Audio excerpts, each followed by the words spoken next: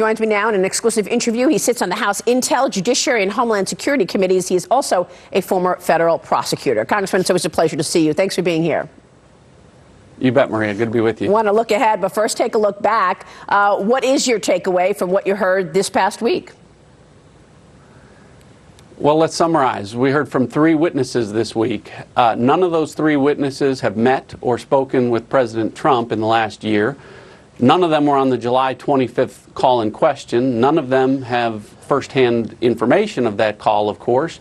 And as you just played, none of them are aware of any criminal activity or impeachable offense. So if you only get one chance to make a first impression, I think the impression of the American people is, what is this about and why are we here? What is Congress wasting our time with on yet another effort to frame the president for something else he didn't do? So some of these testimonies have been leaked. Some of them have been out in the public view, but others not. What is the process in terms of getting certain things out and others not? Well, the process is whatever Adam Schiff decides the process will be that day. Think of it this way, Maria. If you're accused of a crime, you show up and the person who's accused you of the crime is in charge of the trial. He decides what witnesses are going to be called, the order that they're going to be called in, how much they'll be allowed to testify, who will be allowed to ask them questions. That's what Republicans are dealing with, and I think the American people see that. So, we find out every day what the rules are going to be. The rules change every day. The testimony changes. The crimes that the president allegedly is accused of change. Just in this past week, Maria, we went from this was all about a quid pro quo to this was about extortion to this is about bribery. So we don't know what the crimes are going to be. And the other thing that was important that came out this week is, regardless of what they say about the crime and what it ultimately is, there's no victim for the crime. The alleged victim, the president of the Ukraine, has said there was no pressure, there were no conditions, there were no demands, there was nothing improper. It was a good call. I was happy with the call.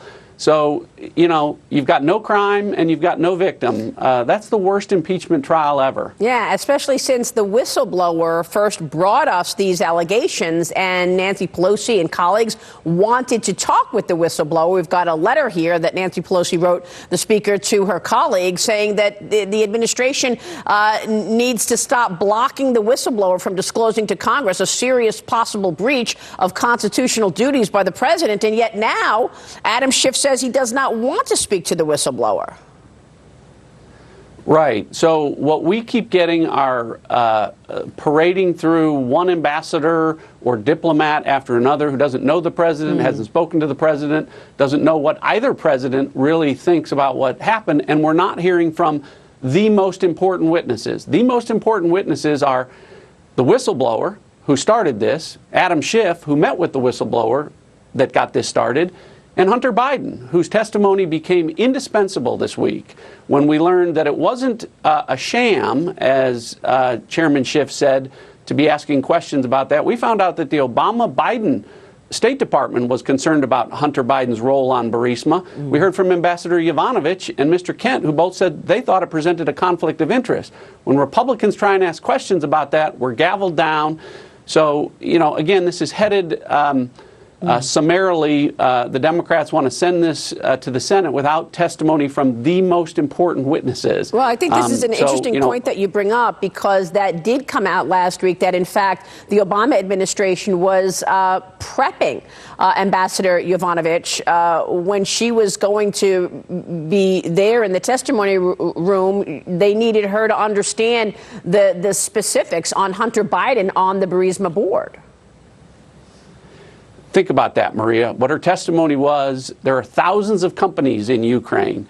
And in preparation for her confirmation hearing, the Obama-Biden State Department briefed her on one company, Burisma, the company that was paying Joe Biden's sons obscene amounts of money, a corrupt company that was paying him obscene amounts of money, a company who was being investigated, and the prosecutor who was investigating that was fired 6 hours after Joe Biden demanded that he be fired. So,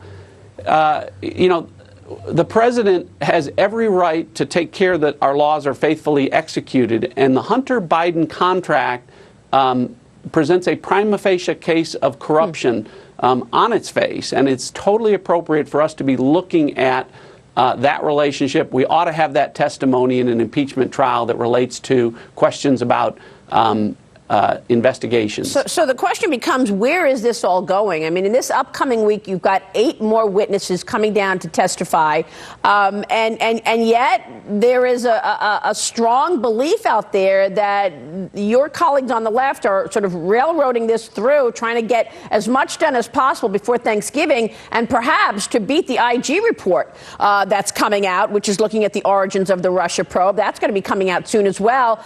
Let me get you to respond to what Lindsey Graham told me last weekend on this program in terms of any impeachment inquiry headed to the Senate. Watch this.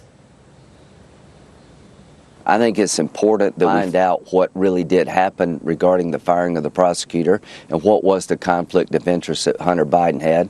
But back to the whistleblower, it's impossible to bring this case forward, in my view, fairly without us knowing who the whistleblower is and having a chance to cross-examine them about any biases that they may have. So if they don't call the whistleblower in the House, this thing is dead on arrival in the Senate. Dead on arrival in the Senate. What does that mean, Congressman, in terms of this whole process? Means this is a waste of time. I think the Democrats know that. Look, you have Democrats on the House Intelligence Committee, which is now the House Impeachment Committee, that already voted to impeach the president. They've made up their mind. And this is dead on arrival without fairly looking at the most important witnesses. They don't want the whistleblower to come in because it has now been discovered that Chairman Schiff's office coordinated for that person to become the whistleblower. The other thing that Chairman Schiff hasn't done, you talk about witnesses and transcripts, he hasn't released the Inspector General's transcript, the first transcript of the first witness, because it will tell you what the Inspector General knew and didn't know about the relationship between Chairman Schiff and the whistleblower based on what Chairman Schiff and the whistleblower did or didn't reveal to the Inspector General. So this is such an unfair process.